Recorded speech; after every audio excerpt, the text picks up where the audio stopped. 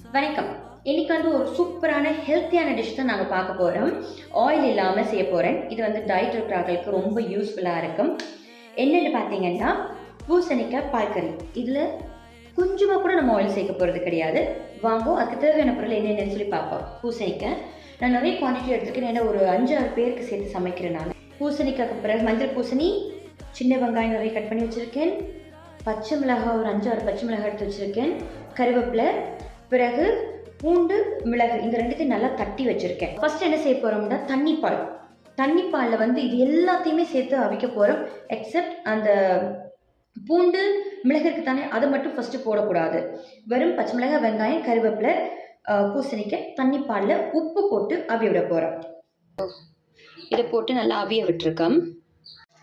இப்போ பார்த்தீங்கன்னா இது நல்லா கொதிச்சுட்டு, நீங்கள் இது அப்படியே விடாமல் கொஞ்சம் நல்லா மேஷ் பண்ணி விடுங்க.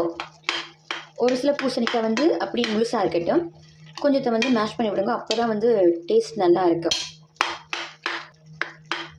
இப்போ இது நல்லா கொதித்த பிறகு இந்த டைமில் என்ன செய்ய போகிறேன்னா, அந்த தட்டி போட்டிருக்கிற உள்ளி, மிளகு இதை சேர்க்க போகிறேன்.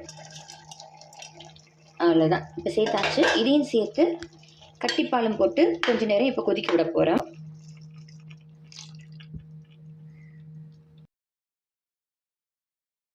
கருவேப்பிலையும் நல்லா பிச்சு போட்டிருக்கேன்.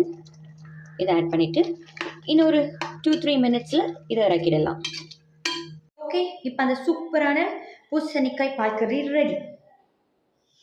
நல்ல ஒரு வாசம் வருது. இது ஒயிட் ரைஸோட சேர்த்து சாப்பிடும்போது செம்ம டேஸ்ட்டாக இருக்கும். எதோட சாப்பிட்டாலும் நல்லா இருக்கும். காரம் வேணுமெண்டாக்க நீங்கள் பச்சை மிளகாய் இல்லை மிளகு எந்த காரத்தினாலும் கொஞ்சம் அதிகமாக போட்டுக்கொள்ளுங்க. நான் அதிகமாக காரம் எடுக்கிறாள். இது வெயிட் லாஸுக்கு, டயட்டுக்கெலாம் சூப்பரான ஃபுட், ஆயில் இல்லாமல் இருக்குது.